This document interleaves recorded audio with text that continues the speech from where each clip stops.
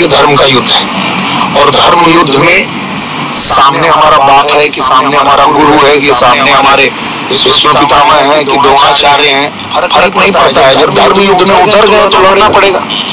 अगर आप हमारे सामने लड़ने आएंगे तो हमको लड़ना पड़ेगा। तो उसमें कोई दिक्कत नहीं है। वहाँ तो कोई भी होगा। अरे चाहे वहाँ तो मान लीजिए पवन सिंह लड़ रहे हैं, पहले उन्होंने हमारा बहुत साथ दिया है। यहाँ हमारा प्रचार भी करते थे। वो हमारे लिए हमेशा आते थे, हमारी रैली में आते थे, हमारे रोड शो में आते थे।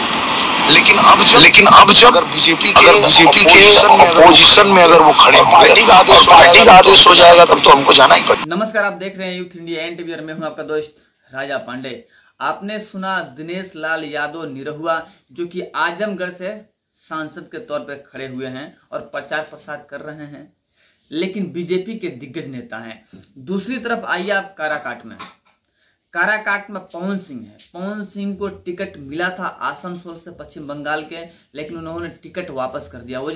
वह आरा से टिकट मांग रहे थे, लेकिन आरा से पहले से ही डिसाइड हो चुका था कि किसको टिकट देना है। टिकट मिल भी चुका था, अभी बीजेपी के बड़े नेता को मिल चुका था। इस वजह से जो कि पवन सिंह है उनको टिकट नहीं मिल पाया और आसनसोल से पवन सिंह लड़ना नहीं चाहते थे, जिसके वजह से टिकट वापस कर दिए।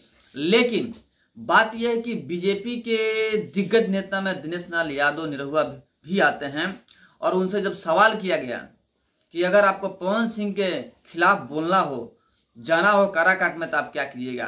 तो सब बात एक तरफ, दिनेश लाल यादव ने कहा कि ऐसे तो हम कोशिश करेंगे कि नहीं जाएंगे, लेकिन जब पार्टी की आदेश हो तो जाएंगे जरूर, क्योंकि धर्म युद्ध में सब कुछ जायज है। आगे कौन है यह नहीं देखा जाता है, उससे हराने के लिए साम दम दंड भेद जितना हो वो किया जाता है। मतलब यही है। देखिए, बीजेपी भारत की सबसे बड़ी पार्टी है।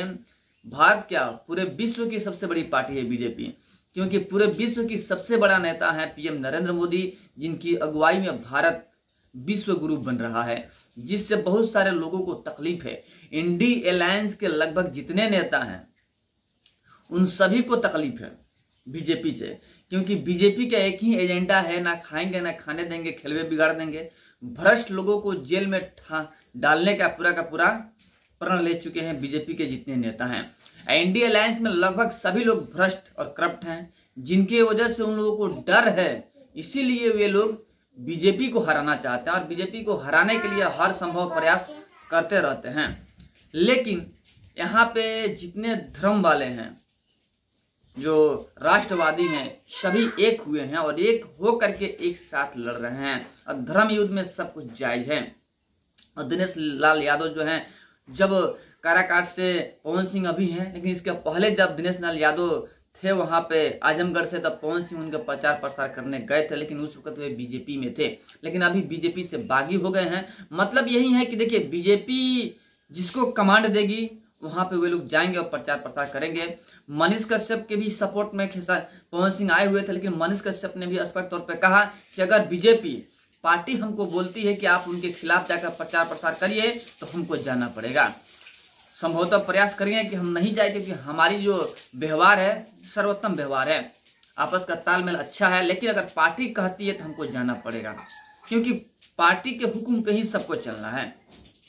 लेकिन संभवतः ऐसा हो लग रहा है कि लगभग कोई भी वहां पे नहीं जाएंगे पवन सिंह के खिलाफ प्रचार प्रसार करने। वहां पे पीएम नरेंद्र मोदी खुद गए थे, क्योंकि पीएम नरेंद्र मोदी खुद एक स्टार प्रचारक हैं। और सबसे बड़ी बात और है कि इस बार किसी हीरो या हीरोइन को स्टार प्रचारक नहीं बनाया गया है बीजेपी की तरफ से, बल्कि जो मनीष कश्यप है उनको स्टार प्रचारक बनाया गया है बीजेपी की तरफ से, जो कि प्रचार प्रसार कर रहे हैं, किसी हीरो को नहीं। अगर किसी हीरो को बनाया गया होता स्टार प्रचारक तो पवन सिंह के खिलाफ उनको उतारा भी जाता, लेकिन ऐसा नहीं हुआ। लेकिन देखते हैं क्या होता है। पावर स्टार पवन सिंह काराकाट से जीत पाते हैं। देखिए, हीरो होने में और नेता होने में बहुत की फर्क है। लोग देखने के लिए भीड़ इकट्ठा करते हैं, क्योंकि आज तक जो लोग पर्दा में देखे हुए हैं, अगर वो युवक सामने आ जाए तो भीड़ तो इकट्ठा होगा, लेकिन इसका मतलब यह नहीं है कि लोग वोट ही दे देंगे।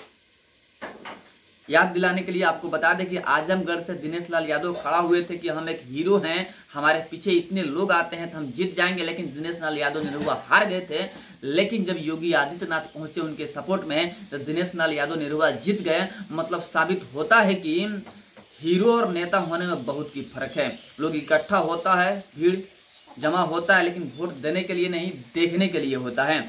मतलब यही है कि हीरो और नेता में बहुत की फर्क है। देखते हैं काराकाट की जो जनता है, जो पब्लिक है, क्या पवन सिंह को सपोर्ट करती है या मोदी लहर में सब बह जाएंगे, मोदी को कोई हरा नहीं पाएंगे। चलिए जो भी होगा आपको बताएंगे, लेकिन आपका क्या राय है पवन सिंह के बारे में? आखिर कौन जीतेगा काराकाट से, पवन सिंह या बीजेपी? कमेंट में जरूर बताइएगा। चलिए फिर मिलते हैं आपसे बड़े अपडेट और बड़े न्यूज के साथ में, तब तक के लिए जय हिंद।